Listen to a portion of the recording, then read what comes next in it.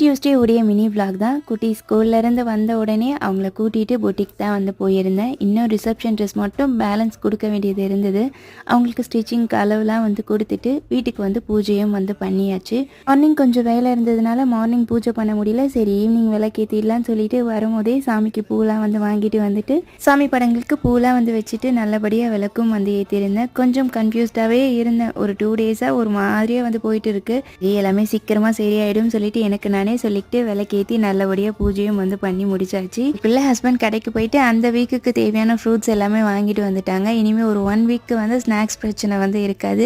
நெல்லிக்காய், ஆப்பிள், ஊட்டி ஆப்பிள், அப்புறம் மாதுளை இது எல்லாமே வந்து வாங்கிட்டு வந்திருந்தாங்க. எல்லாமே ஆர்கனைஸ் பண்ணி 1 பை 1 வந்து வச்சிருந்தேன். லிச்சி ஃப்ரூட்டில் என்ன டேஸ்ட் இருக்குன்னே தெரியல, எனக்கு அவ்வளோவா பிடிக்கல. பட் அனன்யா பாப்பா அதை அவ்வளோ விரும்பி சாப்பிட்றா. எல்லா ஃப்ரூட்ஸுமே கரெக்டாக ஆர்கனைஸ் பண்ணியும் வந்து வச்சுட்டேன். அடுத்த ஒரு சூப்பரான வீடியோவில் பார்க்கலாம். Have a nice day.